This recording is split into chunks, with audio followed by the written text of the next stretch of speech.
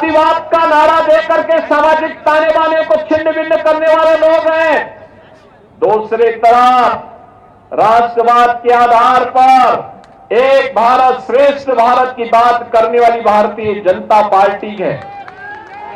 एक तरफ परिवारवाद के आधार पर देश के संसाधनों पर डकैती डालने वाले लोग हैं और दूसरी तरफ 140 करोड़ भारतीयों को अपना परिवार मानने वाले मोदी जी हैं, जिन्होंने सबका साथ और सबके विकास के भाव के साथ पूरे देश को एकजुट करने का कार्य किया है।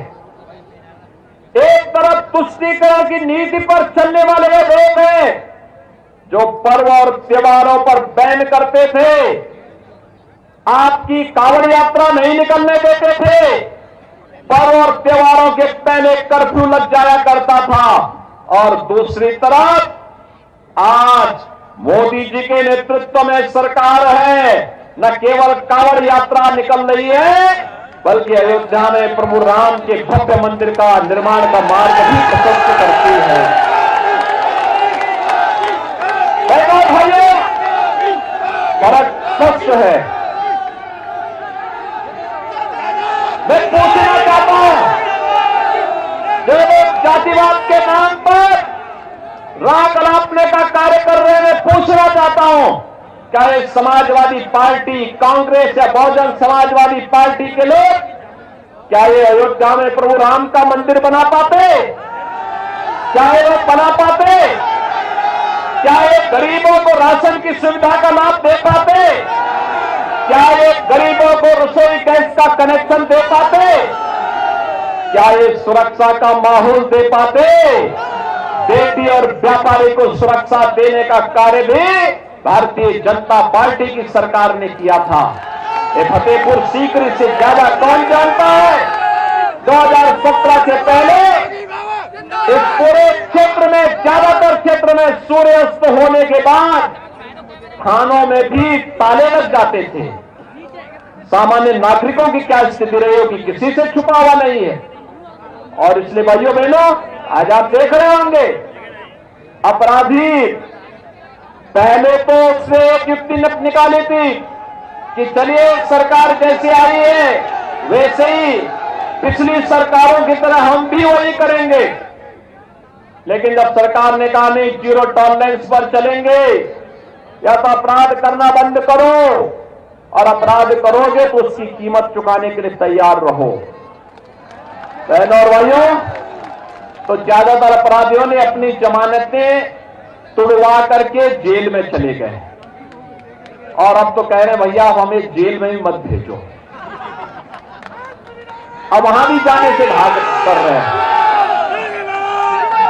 अब आप देख रहे होंगे अब तो ज्यादातर अपराधी अपने गले पे तख्ती लटका करके घूम रहे हैं, कह रहे हैं कि भैया जिंदगी भर ठेला लगा करके पेट भर लूंगा लेकिन अब कुछ गलत काम नहीं करूंगा, एक बार जान बकस तो बस।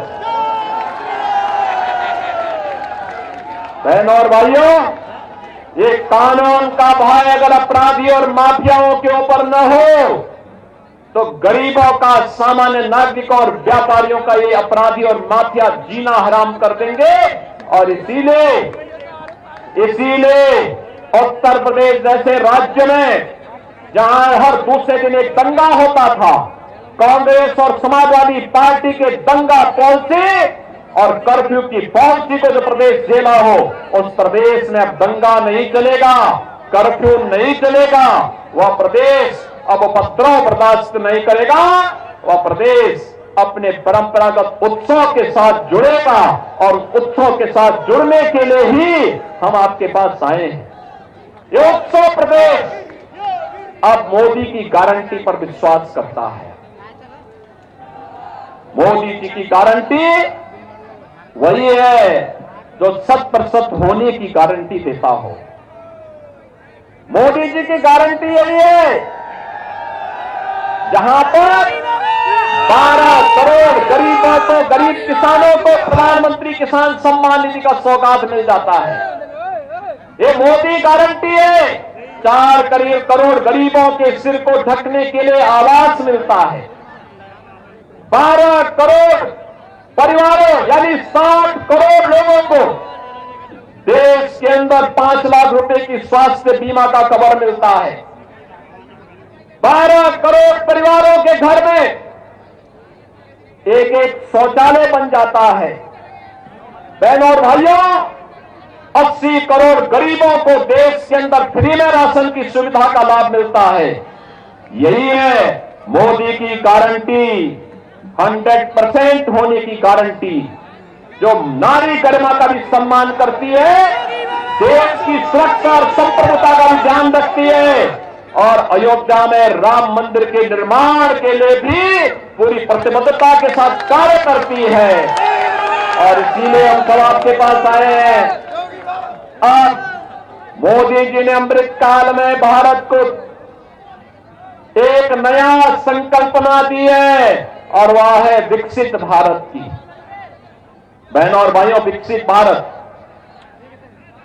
भारत बनेगा तब जब उत्तर प्रदेश विकसित होगा और उत्तर प्रदेश तब विकसित होगा जब आगरा और फतेहपुर सीकरी भी विकसित होगा।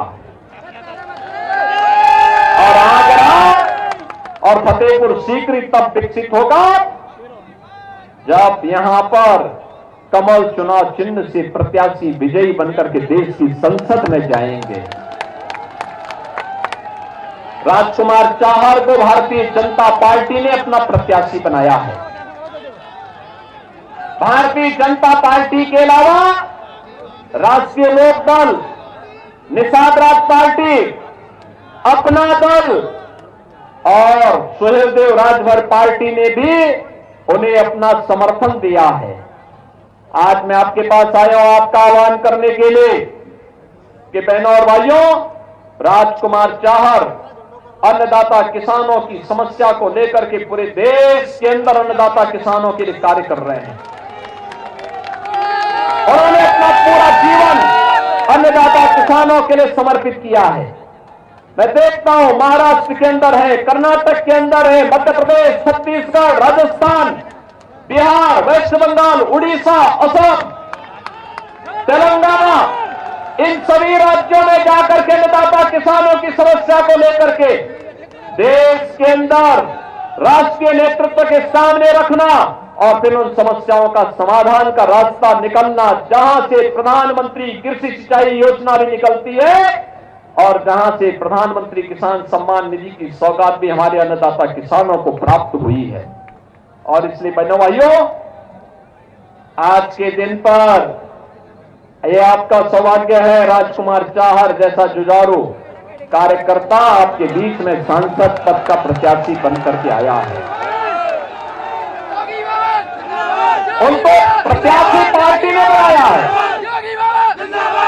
और पार्टी ने आपके सामने उनको दिया प्रस्तुत किया है। यह यहाँ के विधायकों की, यहाँ के पदाधिकारियों की, यहाँ के प्रबुद्धजनों की और यहाँ की जनता जनार्दन की से मैं अपील करूंगा कि हमारे जनप्रतिनिधियों की इन जिम्मेदारियों के साथ वे अपना आशीर्वाद दें। राजकुमार चाहर को भारी बहुमत से विजयी बना करके फतेहपुर सीकरी में फिर से कमल का फूल खिलाने का काम करिए।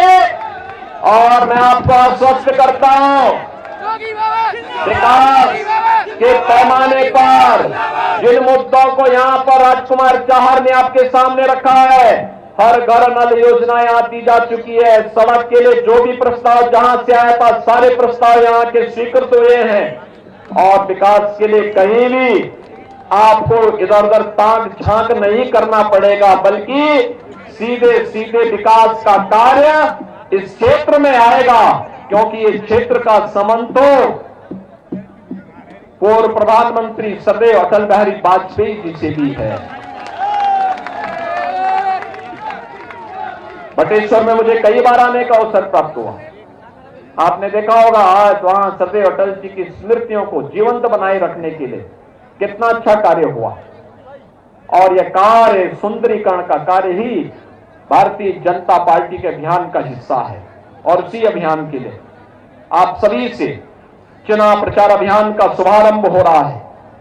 घर घर जाकर के राजकुमार चाहर बन करके मोदी जी के लिए तीसरा कार्यकाल मांगिए, क्योंकि मोदी जी के तीसरे कार्यकाल के पहले 3 वर्ष में ही भारत दुनिया की तीसरी बड़ी अर्थव्यवस्था बने, इसके लिए आपका आशीर्वाद आवश्यक है।